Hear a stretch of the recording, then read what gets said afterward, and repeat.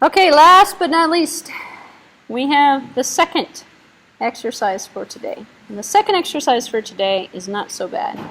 In fact, it's covered in the lecture. So in this particular exercise, you're going to answer 3 lovely questions. And you're going to put them in a Word document. Just the same thing we did actually for the first one. But this one's not based on any reading that you have to do, so that's why I say this one's a little bit easier. What are you going to do here? You're going to say, are reflective actions such as flinching from a hot stove rational?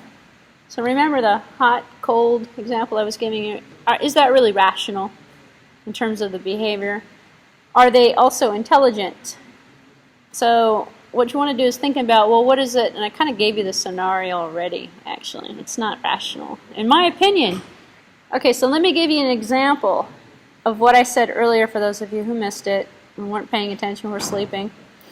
I said it's just a memory. I said it's just a piece of data that you stored, and that's not rational behavior. And you could teach a computer this. Because if you exposed a computer, let's say, for example, you had a computer that could sense heat, and it was able to get the stimuli to compare it against a saved instance of an exposure to heat, it could come back and say, logically, this is hot. And if it's hot, don't touch it. And we can teach a computer to do that. So the question here says, though, is it a reflex action? Is it rational? Well, then you have to think, well, what is rational versus irrational? And do humans actually think rationally? I say, well, no, humans don't really think rationally for the most part, because if we thought rationally, we'd think logically. So depending upon your definition of rational behavior, which you sort of have to think about, because everyone actually has sort of, and there's no universal description. You could say that, yeah, this is rational, because the sensory reception and the stored data that's associated with a heat and hotness could fall into that. Are they intelligent? No. I said earlier they're not intelligent. I still believe it's not intelligent behavior, especially if you can take it rationally.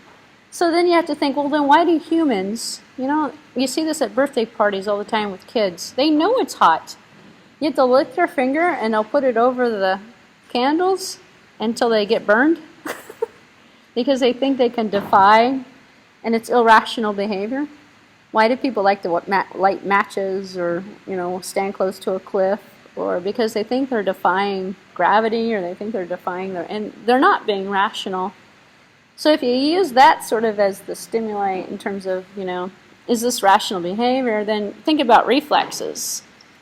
Reflexes are kind of rational. If I were answering this question, my philosophy would be, I think they're rational, they're not intelligent. They're human responses, they're reflexes. If someone were to yell at me, I'd go, it's startled. That's a reflex. That's not intelligence that's telling me to do that. But to computers, can you do it? That's a separate question whether computers can do that. So anyway, that's what I want you to do. That's the kind of thinking. I didn't give you an answer one way or the other, and I contradicted myself a couple of times on purpose, because I don't want you to copy my answers. What I want you to do is think for yourself what that means. And then also to what extent, so that's question number 1. Question number 2, you want to think about, to what extent are the following computer systems instances of artificial intelligence?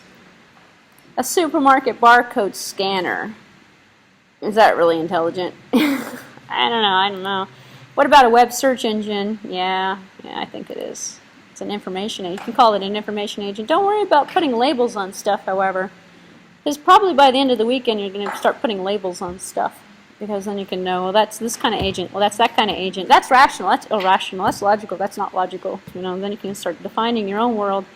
Internet routing algorithms that respond dynamically to the state of the network could be semi-intelligent, actually, in my opinion. So, various subfields. Okay, so that's question number 2. This is, I say, it's pretty easy. You can whip this out in a half hour or less. Various subfields of AI have held contests by defining the standard tasks and solving researchers standard tasks and involving researchers to do their best at solving this problem.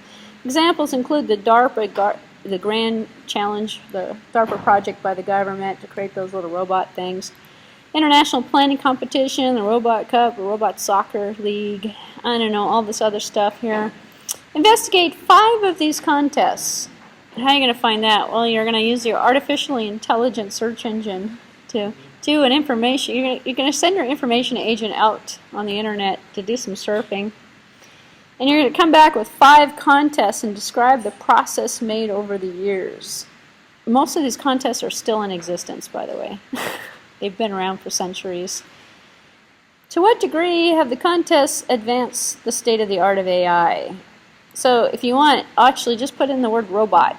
And you're going to see robot contests. We have fighting robots. We have mechanical manufacturing robots. We have intelligent robots. We have dumb robots, worker bee robots, task-oriented robots.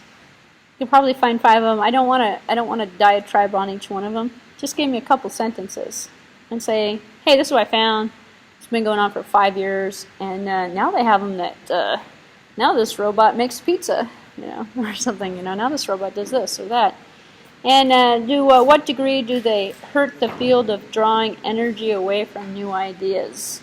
Because once someone invents something, this is the phenomena that we get with robots.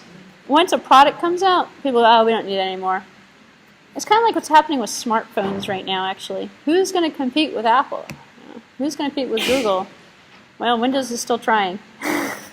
BlackBerry's fallen off the face of the earth, but Windows is still trying. So just give me your opinion on number 1, number 2, and number 3. It's opinion, opinion, opinion, which means it's not coming from anything but you, hopefully. Alright, let me end this video so we can talk about serious stuff like what time we're going to get out.